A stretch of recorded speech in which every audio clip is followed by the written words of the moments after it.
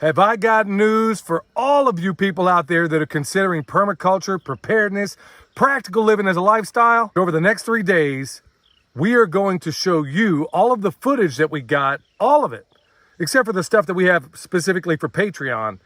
We're going to be showing you all that footage that we got from the great Stefan Sobkowiak up there in Canada. Probably one of the world's best when it comes to a permaculture orchard. In fact, the person who's largely responsible for everything you see right here and all the things we've done right and all the things that we need to correct. So it's been a real joy to be able to have that opportunity, and it's even a bigger joy to be able to show it to you, a small portion of what we've learned up there and all the things that are going to unfold. So if you haven't already, remember, if you need some of the comfrey, bone sauce, any of the things we have, go check us out at the website. Until then, y'all, enjoy, enjoy, enjoy. You're going to love it. Ce que ça peut faire de donner la vie en abondance et la plus facile. So we have this area, these 2 rows are the last things harvested.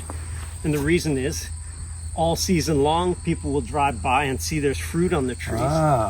So if we had put early, then, there's no more fruit. But this is always the billboard showing that, yeah, there's fruit and there's something to pick. I'm going to ask Stefan to talk about the trios and how that can apply at your place.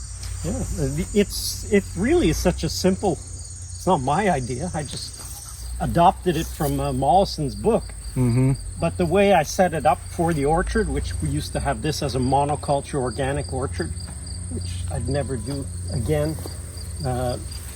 So we have a nitrogen fixer there, for example. So that's our honey locust. Right. And here we'll have apple. This trios, this row, the trios is nitrogen, apple, pear. Some of them we had a few plums. So here's a pear that's susceptible to fire blight. So got to cut out that fire blight. And then have another nitrogen fixer. So that's honey locust, apple. And we kept a few. This is original from the monoculture organic orchard. So that tree's 42 years old. Wow. So just realize, if you step back, you'll see trees can live a long time. Put your trios in, and the rest of your life, you're going to have... This thing is loaded. This is loaded. Set up a couple trios, and next thing you know, you're like, okay, and then what you're going to face soon is, what are you going to do with all the fruit? It creeps up on you. You plant, and then you're going, hey, these are producing now. This tree's probably got close to 200 pounds of apples. What are you going to do with 200 pounds of apples? Well, we've already run into that with our strawberries. We've had an early harvest of 100 gallons, and now we're about to have another late harvest. And we're already there where you're having to give it away, as we've had to do concerning some of our animals. We had to give away pigs. Yeah. So you're in a point where... I think really the key is people have to get to the point where you're in abundance. Once you reach that, your whole life changes. That's right. Your mindset shifts. Now it's not like, I don't have. Now it is an actual problem. What am I going to do with all this? I wish for everyone that they hit that point. And you could. 2 trios, my goodness, you would reach this point, plant an apple tree, and in year 5 to 7, you will have a first full harvest. It won't be this big. This tree is 40 years old, but you'll have a first full harvest. Well, full harvest is 50 to 100 pounds of fruit on one tree. Now what are you going to do? It's like it creeps up on you, but all of a sudden, once you hit that point, now you're almost forced to give away. Hey, you want apple? I got. Right. Hey, you want?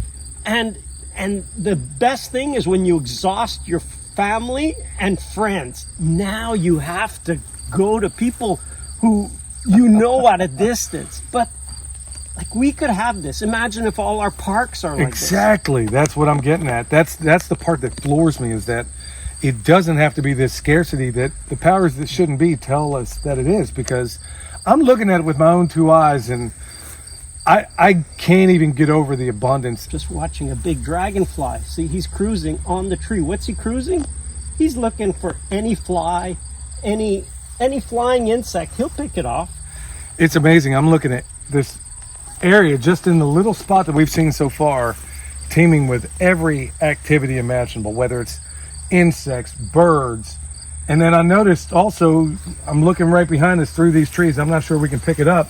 I noticed you're putting a lot of motor oil on everything out here as well, which isn't exactly motor oil, but that's another one of your solutions to some problems that I have yet to employ. I actually did it a couple of years ago, and it was at another property that we have, and I never did see the results of it. But what exactly are you using that for? I know what it is, but maybe you could explain it to everybody. For one, because there should be some. Well, I would have never, well, over here, look at what else we got. Yeah, we got the 2 traps. Oh yeah, that's one. So this could be, and I say could be because I know that about 8 out of 10, because we've opened hundreds, 8 out of 10 times that it looks like there should be a codling moth, which is the insect that should be caught in that trap. The codling moth is actually not there. This one might be because I don't see a hole in there, but no, it's gone. So what happens is they start, and because we have so many birds, often it's the oh, it is in there. It's tiny.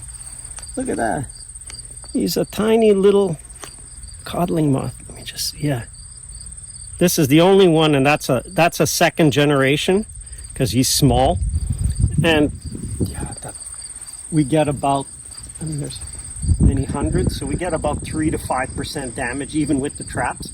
And I'm okay with that. That's okay. I mean, nature's got to eat too, you know. But my goodness, I mean, that solution seems a whole lot. So what's in that? That's a secret recipe. Oh, Can I share with you? Yeah. Now be careful, folks, because this is highly proprietary, and you're glad you tuned into this video just for this information alone. Yeah, I remember we visited the biggest organic orchard in our park, and this old guy, he was probably in his 80s, and he had these coffee cans hanging, and we're like, what is that? He said, oh, that's my codling moth traps. Like a coffee can? Yeah, he says, I just put about an inch of water and molasses, 50-50, and the rainwater keeps replenishing because the water evaporates, molasses doesn't, it's too thick. Right. And he says, I just put that out once, and it works all season long. And I'm like, that's it? No chemicals. No, you don't need to. And that's the beauty of some of these, you know, like those traps. So we developed these because I bought every one on the market. So this is apple maggot fly traps. Those who are in the west, you don't have it. But if you're in the east, you definitely know. It's also called a railroad worm. So these will, we have had years before having these as mass trapping. And when I say mass trap, I'm being careful because I don't want to touch the trap.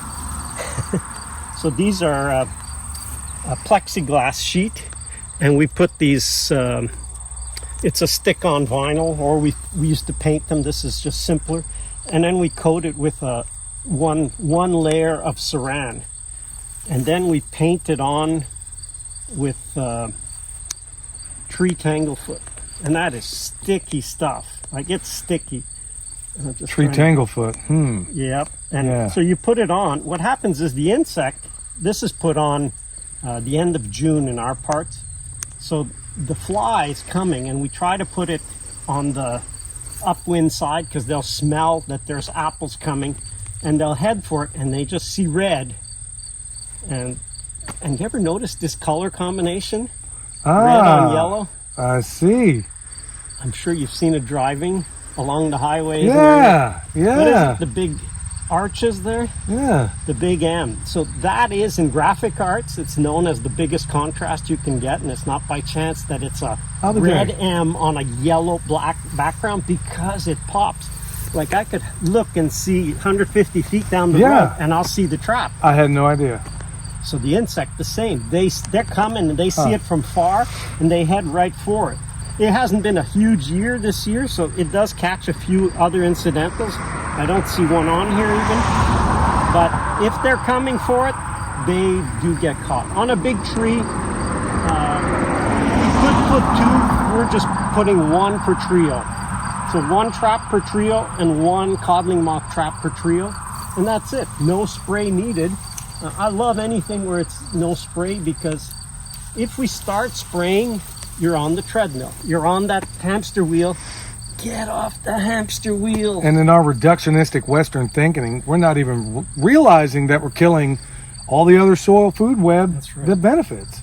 Yeah. So solutions like this, in a place where I don't see any real disease to speak of, or if it is, like you said, what, 3 to 5%? Yeah. I mean, that's a small price to pay to not have any junk on there, on the trees. Yeah. We're accustomed in the grocery stores to see fruit that's absolutely perfect. Yeah. Or looks perfect, but it doesn't taste perfect.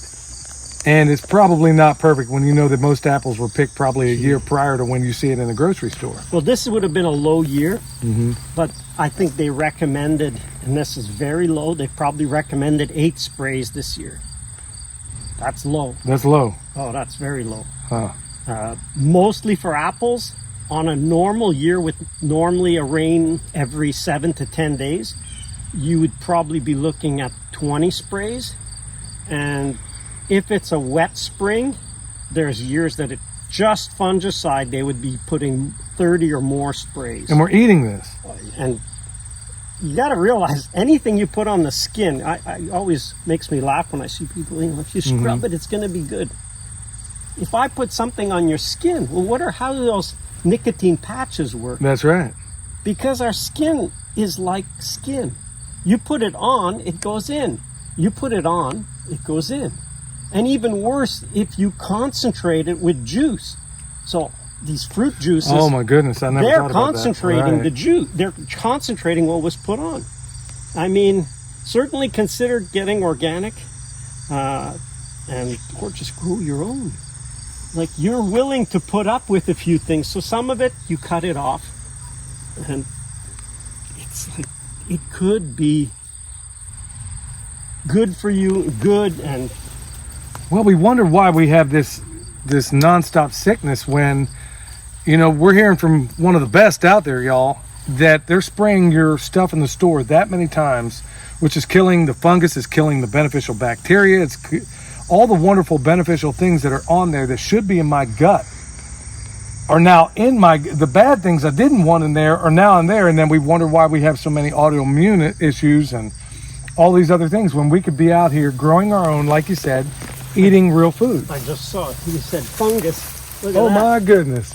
Wow. I mean, that's a big fungus coming from the core of the tree. So this is an old tree. So the core will be rotten out, but this is still a very healthy tree. It doesn't matter that fungus is on the tree. You could I got fungus. Well, the core is a 40-year-old. This tree's supposed to live 30 years. And so it's normal for there to be some decay of it. And fungus do that. Like, fungicides are just... A forest grows on an old forest as long as you're not putting fungicide on it. Yep. I look at that and I think, good night. This is real food. This is this is what it should look like. Plum season is that we put in a few, because when these are loaded and people are driving by, it's like, oh my God, I want plums. And these are so good. We shook the last one. So, there's one hanging there. We missed it. It was probably not quite right. There you go. There we go. Billy, Michelle, try. Oh, it's a little damaged because the birds have been at it probably. That's all right. But that is going to be one sweet treat. Heavens to Murgatroyd. Would you like some? I'm not offering it to you at the camera. It's not. The Homestead Honey is behind there filming, and so I got to give it off to her. Is that magnificent or what? Yeah, She's shaking the camera to say yeah. Yeah, when they're in their peak, it's deep. And even that's a pretty good sized apple. And look at that. You see what came out of them? Yeah.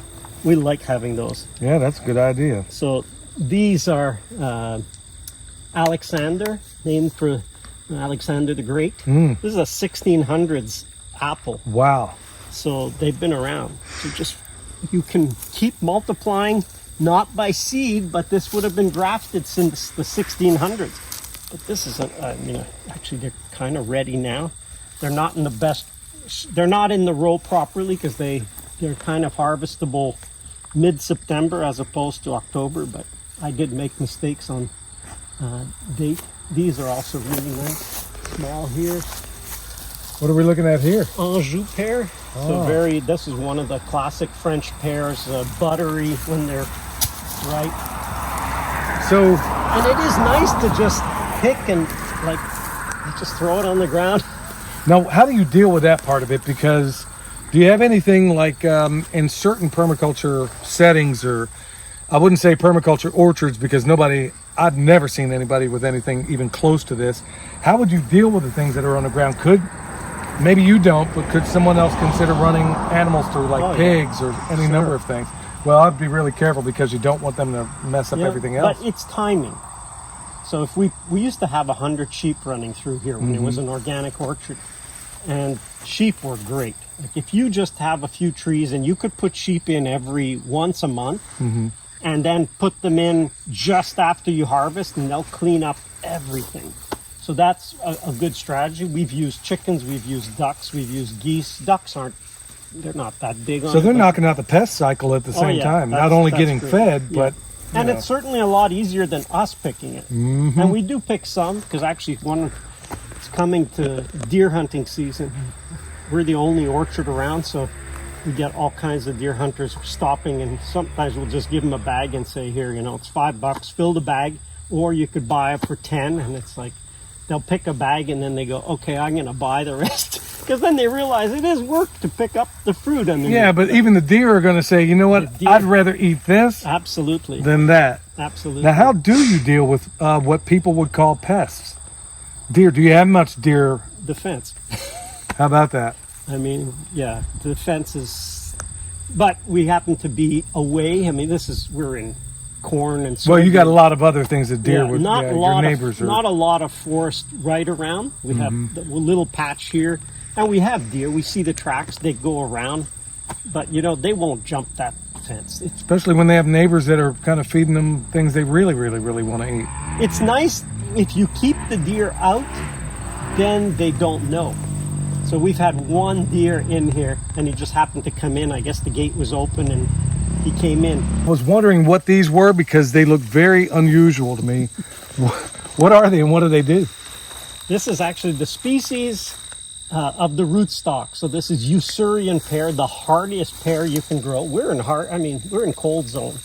We got minus 30 Celsius, minus 20 something Fahrenheit last year. We get almost to minus 40, which is equal in both Fahrenheit and Celsius. So we need something hardy, and this is just the tree that we left grow, because now when time comes and they're ripe, we're going to harvest these for the seeds. So one tree like this, and then the reason we kept this one is these normally are like the honey locust, which can be really spiny. These are normally really spiny, but because this one is not spiny at all, I said, I want to keep this one, and I didn't care that there was a pear grafted on it. I cut that one off and let this one grow, because it's nice handling a tree that isn't spiny.